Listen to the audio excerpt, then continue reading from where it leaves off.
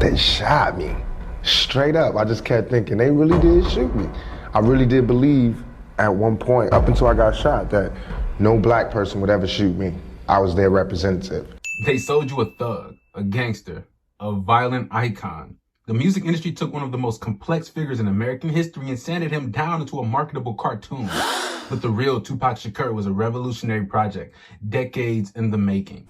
His first battlefield wasn't the streets of Compton. It was a New York City courtroom where his pregnant mother, Afeni Shakur, was facing a 350-year prison sentence. Let's be clear. The legal system in America was so bad at math, it thought one pregnant woman was worth 3.5 centuries. Afeni has even stated that she was writing her own obituary during that trial. She thought it was all over. A month after her acquittal, she gave birth to her closing argument. His name was Tupac Amaru Shakur. Every little thing you do is such a gimme, gimme, gimme. Everybody back off. You know, everybody's like, you taught that from school, everywhere. Big business. If you want to be successful, you want to be like Trump, gimme, gimme, gimme, push, push, push, push, step, step, step, crush, crush, crush. That's how it all is. To understand the furnace Tupac was forged in, you have to understand the war the Black Panther Party was waging. And I ain't talking about the free breakfast program. I'm talking about a direct existential threat to the American establishment. Or at least they saw it that way. For now, we'll define the establishment as being the racial status quo and a deliberate division of the citizens by the government, particularly stopping poor people from uniting across race lines. They're afraid of the Rainbow Coalition classism fight. So, the establishment fought back with its favorite weapon, the legal system. Enter the Panther 21 case. The state accused 21 Black Panther members of a conspiracy to bomb police stations and apartment stores.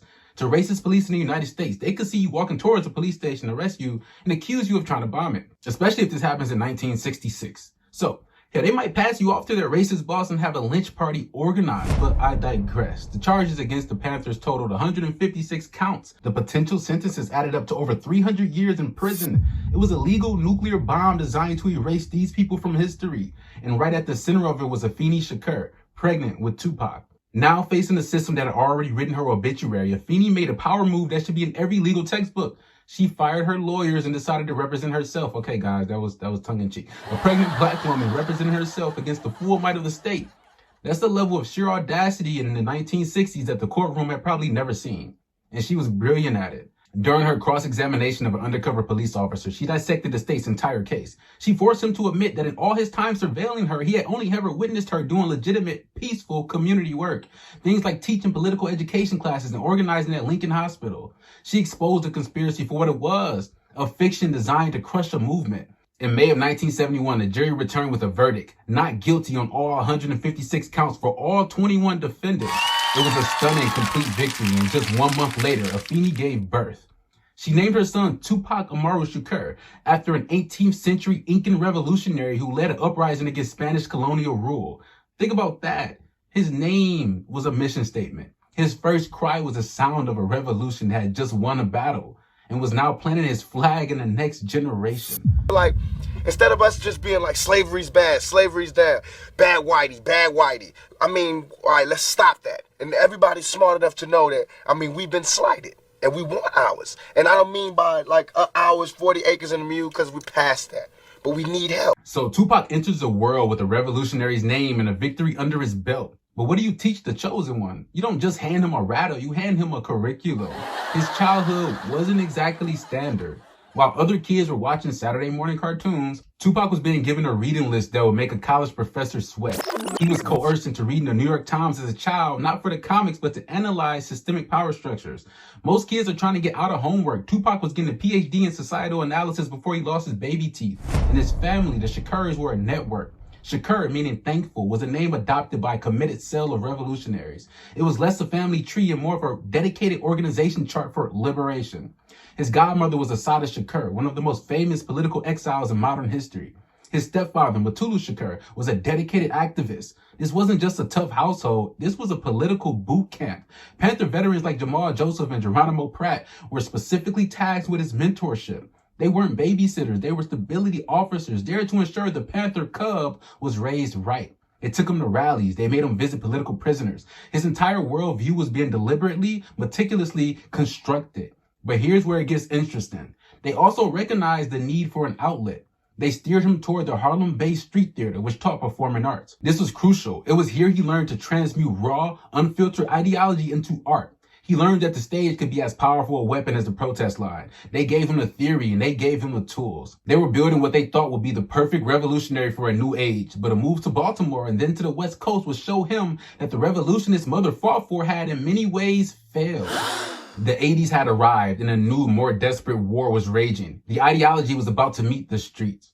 And the main Tupac was coming of age and finally hit the streets. And what Tupac found in Baltimore and later in Oakland wasn't the revolution he'd been taught about.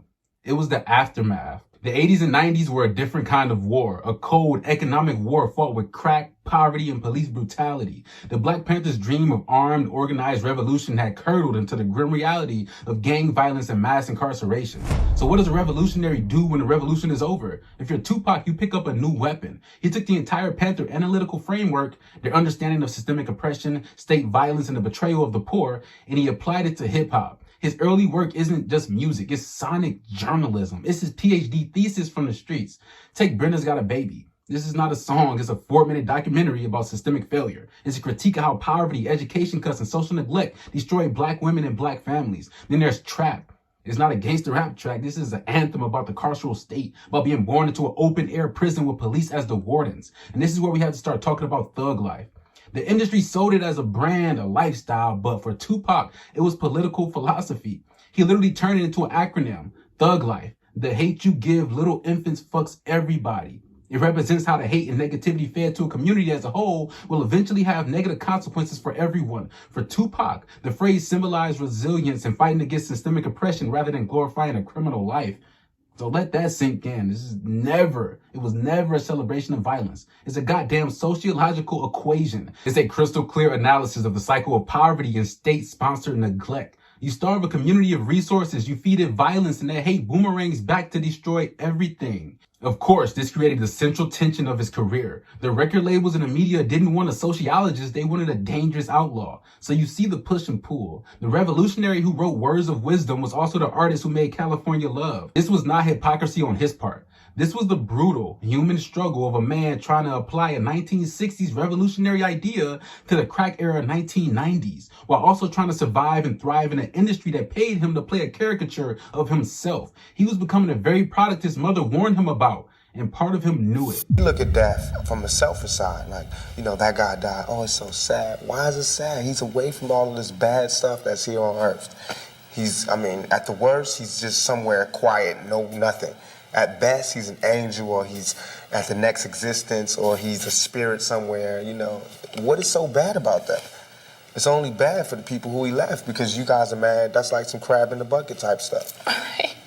It's harsh analogy, but that's what it's like, though.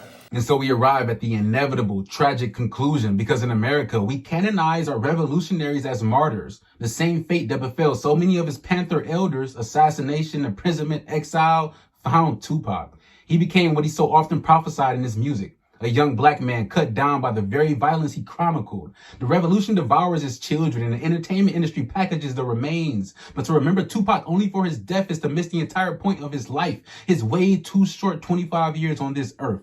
His true legacy isn't in the music, it's in the mindset. Go back and watch his interview, and when he perfectly dissected the exploitation of the black artist. Hell.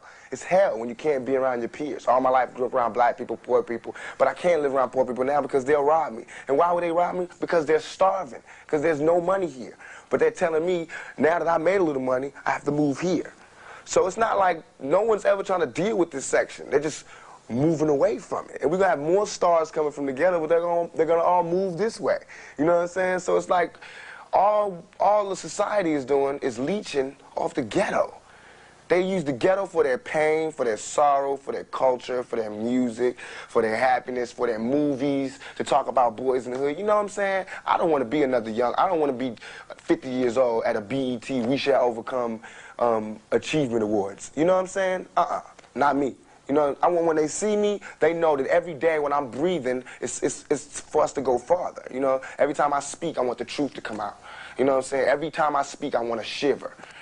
Tupac was a propagandist for a new generation, using the airwaves to continue the work his mother started in that courtroom. Panther veterans saw this. Sekou Odinga, a former Black Panther, later said that he came to see Tupac's music as the vehicle to spread the message of Black empowerment, self-determination, and liberation to a younger generation. When you use your brain, it doesn't always have to come to a violent end, but sometimes it does, and that's all that I'm saying. That is a choice. They never show you that, okay, the cop's beating on you. You have a choice. Violence to defend yourself, turn the other cheek, or wait for the news cameras to come and talk about it. Like Rodney King. It's happened to me. The police beat me up in the middle of the street for no reason, just simply because I cursed at them, because they were harassing me and I cursed at them, and then they beat me up. Now, in reality, I couldn't shoot them like in my rhymes. I would say, pow, pow, it was a shootout, but I couldn't do that in reality.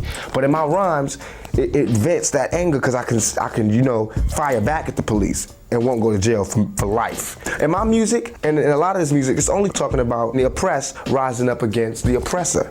That's all. That's what my music's about. So if only people that's scared are the oppressors, the only people who could have any harm coming to them are those who oppress. The ideology didn't die. It just went platinum several times, okay? So the next time you see that Thug Life tattoo, remember what it really means. It means the hate you give to society, to these children, is going to come back out and pour into everybody else. It's not a celebration of crime. It's a sophisticated, systemic analysis condensed into a brutalist slogan. It's the living echo of the Black Panther Party's revolutionary praxis, filtered through the harsh reality of the 1990s and amplified by one of the most compelling artists we've ever seen. Tupac Shakur was his mother's closing argument. And the trial for the soul of this nation is still not over.